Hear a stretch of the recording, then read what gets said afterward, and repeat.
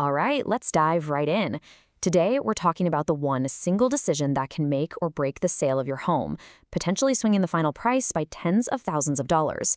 And spoiler alert, it's not your fancy new kitchen and it's not even the agent you hire. It's all about the price. So let's get into why. So let me just ask you this straight up. When you're ready to sell, what do you think is the absolute number one thing you have to nail?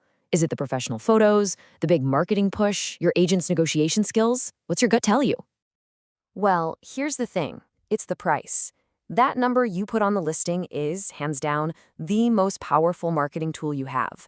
Honestly, it's the one thing that can set you up for success or failure right from day one.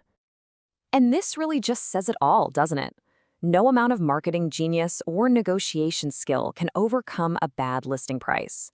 You could have the world's best real estate agent and an ad campaign worthy of a Super Bowl spot, but if that price is off, you are fighting an uphill battle from the very start.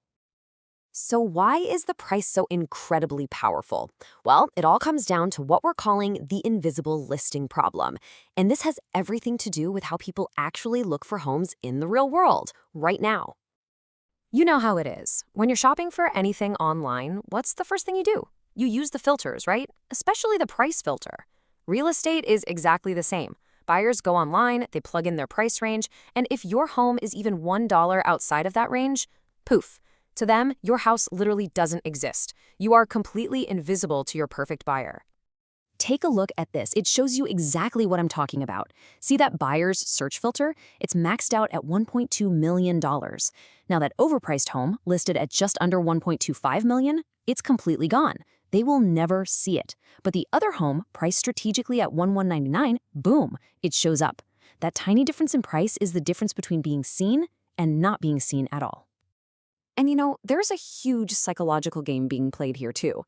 When a buyer sees a home that feels overpriced, their guard immediately goes up. They start thinking, what's wrong with it? Or this seller is dreaming. But a home that's priced strategically, it feels like an opportunity, like a smart buy. And that creates urgency. It makes them want to act now. So what's the real damage when you get the price wrong? It's a lot more than just having your house sit on the market a little longer. Let's really dig into the costs of overpricing. Okay, this right here is probably the most expensive myth in real estate. We've all heard it. Let's just start high, we can always come down later. It sounds reasonable, but the data is crystal clear. Chasing the market down with price reductions almost always means you end up selling for less than if you just priced it right from the beginning. In this timeline shows you exactly why that happens. Look, in those first 2 weeks, you have everybody's attention. That's your golden window. If you're overpriced, you miss it.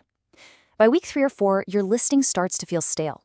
Buyers see how long it's been on the market and they assume something's wrong with it. Then, after a month or two, when you finally do drop the price, buyers smell blood in the water. They see weakness, and that's when the lowball offers start rolling in. And that brings us to this critical point from a realtor reality check piece. A price reduction isn't seen as a fresh start. Oh no, it is a public signal of desperation. It's like you're telling the world, hey, I was wrong about my home's value. And in that moment, you hand all your negotiating power right over to the buyer. Okay, enough with the scary stuff. How do we actually get this right? Well, that brings us to the smart pricing solution, and it all starts with one essential professional tool.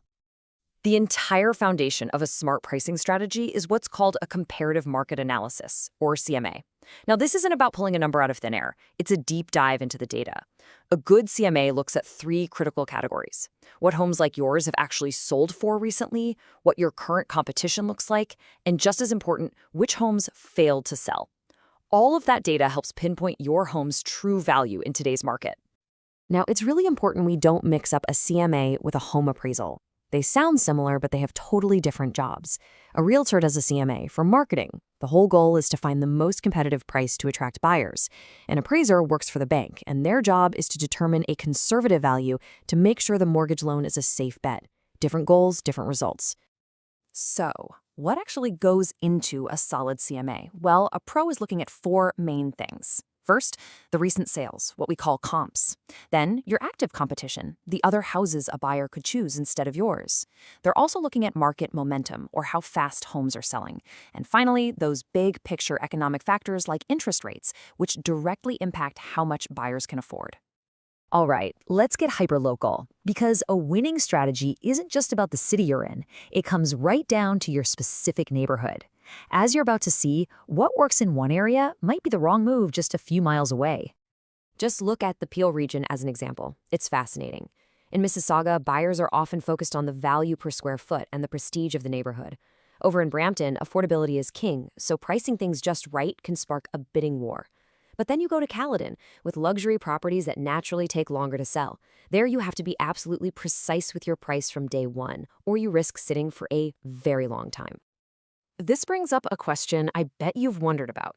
You see it all the time. Prices that end in nines, like $9.99 or $19.99. Is that just an old school retail trick, or is there something more strategic going on? Well, today, it's a very smart digital strategy called tiered pricing. By listing your home just under a big round number, like that $1.2 million mark, you guarantee that you show up in the search results for every single buyer who sets their maximum filter to exactly $1.2 million. It's a tiny change that can massively expand your audience. But let's be real. What if you've launched your listing, you followed the advice, but it's just crickets? How long do you wait before you have to consider that dreaded price drop we talked about earlier?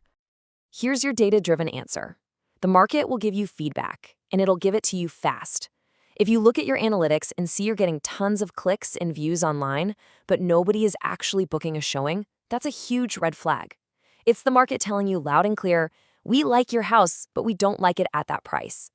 If that's happening in the first 7 to 14 days, it's time to act fast. So, as we start to wrap this all up, after everything we've looked at, what is the single biggest idea you need to walk away with? It's this. Your price is not just some number you hope to get. In our digital world, your price is your #1 marketing weapon, period. It's what makes you visible, it's what creates urgency, and it's what puts you in the driver's seat during negotiations. So the real question you have to ask isn't just, what is my home worth, but what price will make my home impossible for the right buyer to ignore?